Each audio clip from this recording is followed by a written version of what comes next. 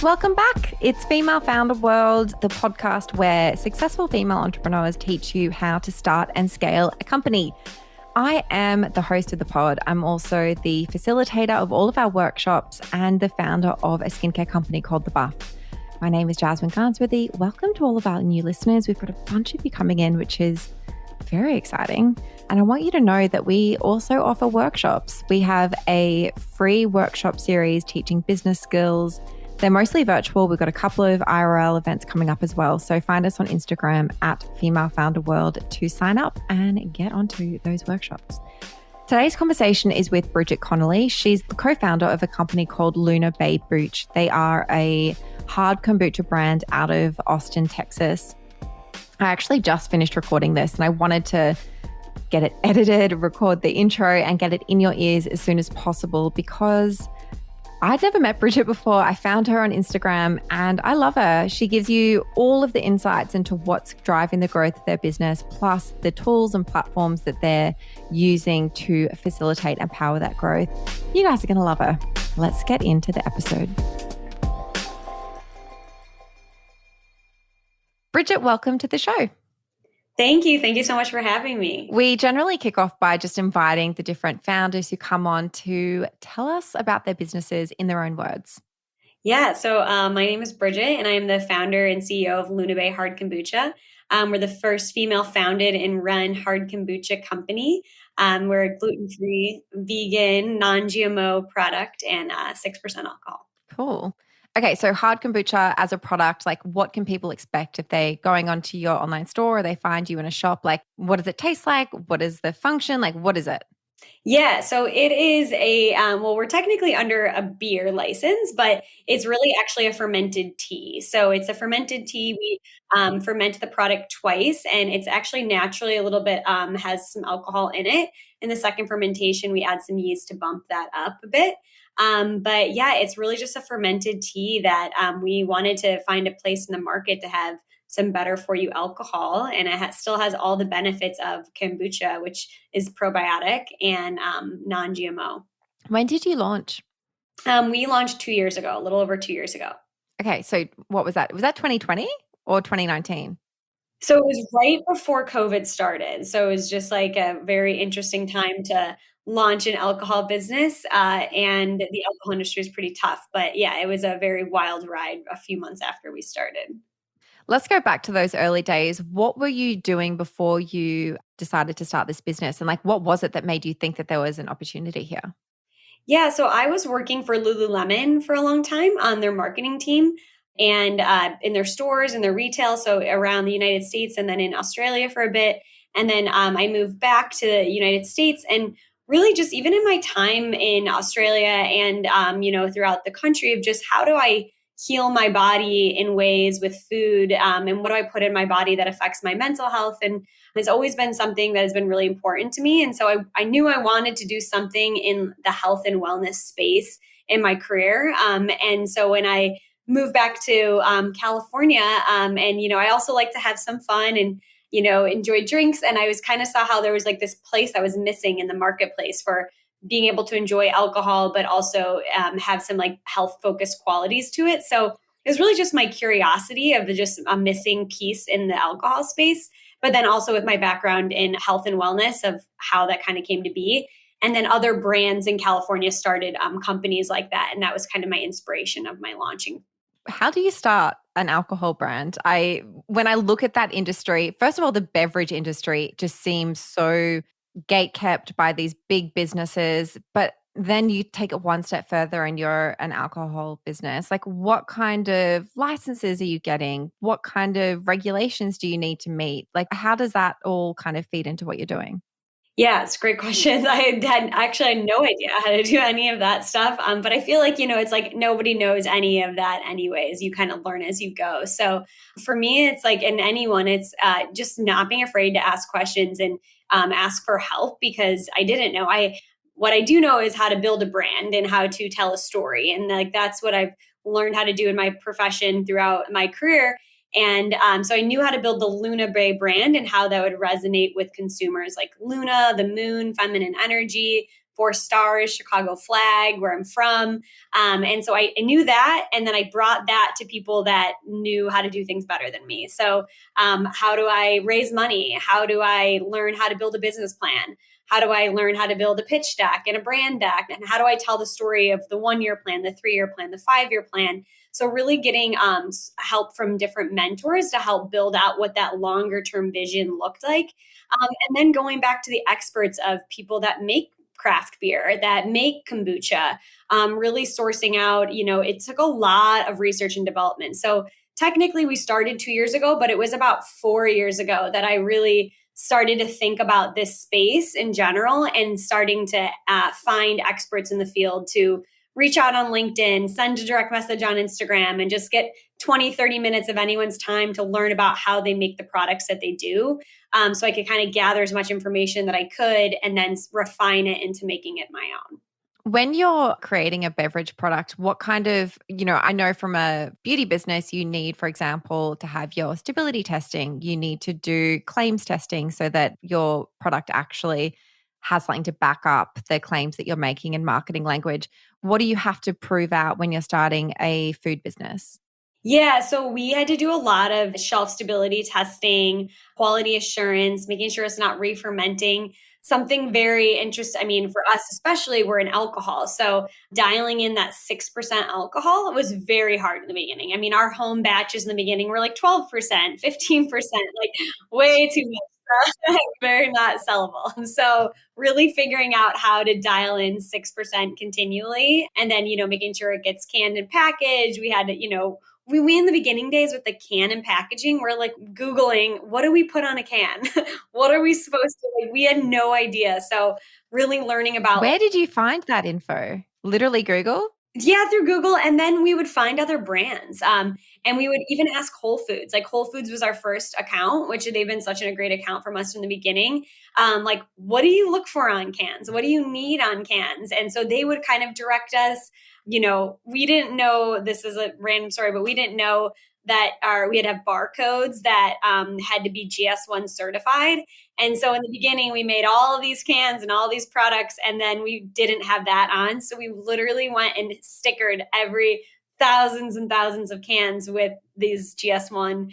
I have literally done that as well. I did that for our first Urban Outfitters order. I had to sticker all of our bottles of oil. Oh my gosh, the same. We literally were like, just get some beer, get some pizza. We're stickering. It took like 3 days, but you learn. And you guys you've raised money to start the business, or were you bootstrapped? How did you fund it? Yeah, we raised in the beginning, again, I didn't know this background, but again, it was just asking friends that are financial advisors or that are in VCs. And it's just amazing when you look back and see all people, how kind they are, and that they're like, we've been in that position at one point. We're willing to help you. And it's just, I feel so thankful how much free advice and generosity that I was able to get to help really build strong business plans and be able to, get really good terms. So I was able to really put the founder first, myself and our company first. And so we raised on safe notes in the beginning, and it was like, something I didn't know what a safe note was, or a convertible note, but it was very much friends and family. And I don't know if you know a lot about the alcohol industry, but it is a very capital intensive industry. And can POs and brewing and licensing and compliance and marketing. We're going against the big Anheuser-Busch and Molson Coors and all of this. And we really didn't raise that much money. We really have bootstrapped this company since then for the last 2 years. And it's been just a handful of us women doing it, which is, I'm really so proud of what we've accomplished. And right now we are about to finish our Series A funding. So this is a really exciting time for us. Congratulations. That's amazing. Thank you. I don't know what it's going to be like to have more people on the team, but very excited. It'll be awesome. And for people who are listening and they don't know what a convertible note is or a safe note is something that I think Y Combinator created. It's a really easy way to raise money without needing to spend a ton on lawyers. And it's similar to a convertible note. There are a couple of minor differences, but basically your investor's equity the valuation is basically determined on your Series A. So that's kind of why it saves you all of that time on lawyers. Anyway, Google it if you need to know more. Yeah, it's fascinating. Yeah. And I think as like a founder where you like don't know where to start, you've never done this before, is like to have, yeah, the safe note or a convertible note to be able to learn how to use those and to move quickly on funding and to, get good terms is really beneficial for us. There's a brilliant course as well by a company called Class Rebel, and it's basically called Fundraising 101 or something. And it's a cohort based course, and they walk you through all of this. They show you basically like the structure of different deals, they explain all of the terms. It's, yeah, really demystifies the whole fundraising landscape for anyone who's listening and wants to do that. I want to do Yeah. Oh my God, you it. should. You 100% should.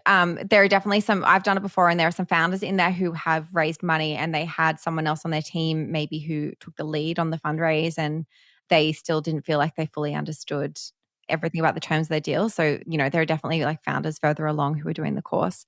The next thing I want to talk to you about is launch marketing and how you went from creating a product that you think is great. You've got maybe a small group of people who have tested it with you. How did you then get the word out there about this brand new product?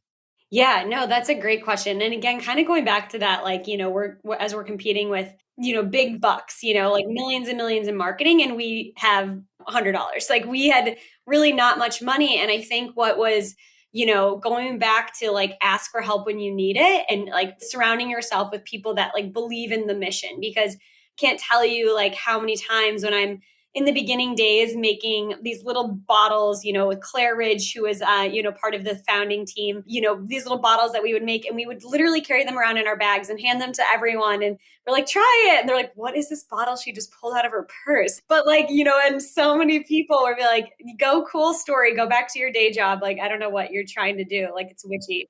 And so I think for us, like we just never stopped believing in it and each other. And then we surrounded ourselves with people that really believed in us too. And so when you have that, when you're feeling like so defeated in your mission and you have people around you that like remind you of like why you started it and like can actually help champion you, like those are the people that you're like, okay, I believe in it more now because you do. And then they help with the word of mouth, because in the beginning it was like I was scheduling Whole Food samplings, Foxtrot, all these things every day, and we didn't have enough bandwidth. We're like, how do I go to 4 samplings in 2 hours? And we had our cousins, our brothers, our friends of friends. I mean, there's just bring them in. I'm like, take a case, go sample. Here's a shirt, here's a hat. And we would just like rally. And, our Whole Food stores were like, you guys are doing so many samplings. It's amazing. And we really did such an organic word of mouth by just getting out there and building a tribe of like authenticity and connection with people. So it felt like they were enjoying it too. They're like, we're talking about something we like and we're meeting people and it's fun. That's awesome. When you say we and us, who's the team? Like, what does it look like now? Yeah. So in the beginning, it was Claire Ridge and I, and we have been family friends since we were little. And then we brought in from there Julie Pappas, who's one of my very best friends. And it's funny how that happens. It's like, we just, it didn't even mean to happen. Julie reached out to me and talking about, I want to champion for you. I believe in this. And I'm like, okay, now my hands are in you. Like, you're not leaving me. And so we just like we find the right people. And then none of us knew alcohol. We didn't come from this background, but what we have in common is an incredible like work ethic and determination. And I think a grit and a perseverance. And also just like unwavering optimism. Like we are hit every day with, a shortage of this or this went wrong, and we just are like, but you just keep going. And even in our personal lives, and we really, and they think that's what's made our core so strong. And then Joanna, who came on a couple of years ago as well, and she's our head of production and quality assurance. And it's really been us plus a few consultants and sales reps that have come to life. And it's a family now of more than work. These are my family too. Dream team. That sounds incredible.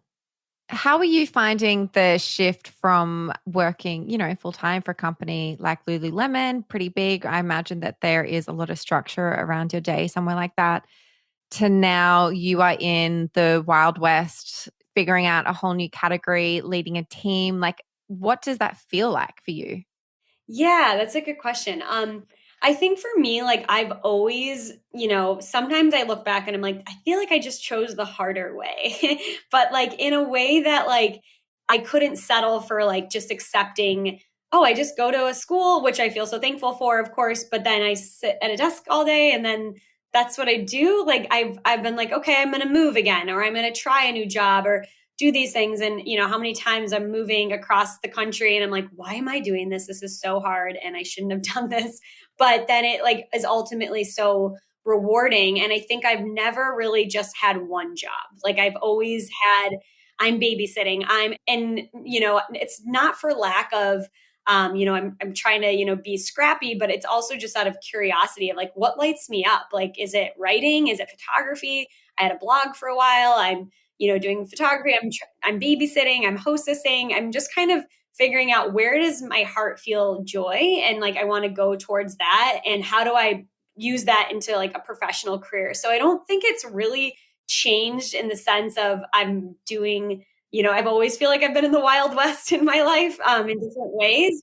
But though I would say the thing that's different for me is, and the most humbling for me is managing people and managing, you know, especially in a pandemic and in the times that we live in, if of really being like, what is my own things that I'm bringing forward here, and how do I listen better? How do I help my team better?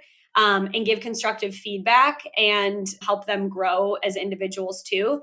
And then they're, you know, giving me a lot of feedback and my advisors are giving me feedback. And you constantly have to be in check with what am I doing that I could be doing better, which is very different. That's very different than, you know, the careers I've had in the past. The last kind of thing that we go into in the episode is to kind of run down some recommendations. And so I just want to know like what different tools you're using and what recommendations you have for a few like quick fire things. The first one is, who are you guys using for email marketing? We do it all in house. Do you? Oh my goodness. Do you use like a MailChimp or Klaviyo or anything like that? We do. We eventually will, you know, we started, it's called the Lowdown, the Luna Bay Lowdown, which I want to add you to, but it's really fun. And like we get a huge engagement on it. We have like a wild open rate on it. So I think it's actually really working. We started it 2.5 years ago and now it's thousands of people. So that's really what we've started doing. So we haven't really even engaged. Like I'm telling you, we have had no budget until now. So it's everything has been ourselves. Oh, amazing. And so you're not using any email client. You're literally just like sending those out to your list. Yeah, I know. Oh, wow. Oh my goodness. Okay. We are close, but like it's so funny. People are like, who does your social media? I'm like, well, that's my brother and that's my grandmother. Yeah. Like literally look at it's our social media. And what is your store built on? Do you use Shopify, Squarespace? Yes, we are using Shopify for our website. And we had a pop-up tap room this last summer. And so we sold a lot of stuff through Square, like the app and all of that. And we're gonna have another tap room this year, which will be exciting. Great. And do you guys use anything for accounting like Xero or, I mean, I guess you use Square and Stripes for your payment processing, but you use QuickBooks for accounting? Yeah, QuickBooks. Yeah. And we do outsource all of our accounting to a third party because there is so many moving pieces. We have now 12 distributors all over the country and we have suppliers and we have so much going on. And so like our team is a team of marketing and like health minded professionals. Finance is not their strength. Yeah, I get that. I mean, neither. And then what are you using to organize your time or organize your documents? Are you guys using Notion, Google Drive? Do you use Calendly? Like any kind of tools around that? Yeah, Calendly is huge. I think that's been a really helpful one. And honestly, this last year, especially with the fundraising round, we've moved everything into Airtable, and it has been like game changing for me professionally. I think between managing all of our distributor contacts, all of our wholesalers, all of our chain accounts, all of our investors, like product sends that we're doing, like it's everything is in there, and there's notifications and calendar invites, and our whole team has just like become Airtable queens. Awesome. Can you give a recommendation for anyone that you recommend for branding, photography, visual, like any agencies that you've worked with or that you've seen that you want to give a shout out to? Yeah, we started with a group called Etiquette. They're in Chicago. Female founders, Dina and Lauren, they're amazing. And they kind of do a bunch of different things from photography to video. And they're just a wonderful group of outsourced talent, designers, photographers, and we absolutely love them. We do a lot of our stuff in-house too, just because that's what we love to do. But yeah, I would say they're wonderful. And the last question I have for you is just for a resource. It could be a book that you've read. It could be someone that you follow on TikTok, like anything that's kind of helped you grow your business that you think other people should engage with. Yeah, I mean, I think for like the Daily Stoic has been one that's been really important to me, and just like some of those, methods of just slowing down. And I think that's been very, very helpful. And then podcasts are huge. I love like Jay Shetty, his podcast has been really helpful. I think Mark Groves and just like certain things that have helped me give me tools to really just for my own mental health, how to show up as a professional and then also in work. Those have been all really great. And then a new app, I'm just going to like shout out them because I think it's amazing. It's called Open. Some of my friends are a part of it. Meditation. Yes, meditation. I love Open. Love it. So my friends at Lululemon, a lot of them went to start working there. And they're amazing. And I just like, it has like changed our whole team. Like we all do the group meditations together, and we literally like, I can't make that meeting. I have to go do an open meditation. So it is the most beautiful app I've ever seen. It's like the most gorgeous experience. It really is. Like it has like been so healing either in the morning or at night, like their workouts. It's a bonding thing to do with like your friends and your community too. So I really, champion that app as well. Amazing. Awesome. Well, Bridget, thank you so much for your time and for all of those recommendations, and congratulations on all of your success. It's awesome to see. Thank you so much. It was so nice to meet you. And also our new flavor, Raspberry Rose, is launching in a week, and it's for International Women's Month. And it's all the proceeds go back to the Global Women's Organization. So we're really excited about it. Okay, we love that. We love that. All right, everyone, get on it. New flavor. And for folks who want to check it out, what is your website? Yes, it's www.lunabaybooch.com. There we go. Thanks, Bridget. Thank you.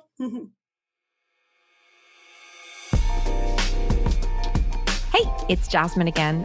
Thank you for tuning into that episode. Isn't Bridget a legend? If you loved it, please drop us a 5-star review wherever you listen to podcasts. Bye.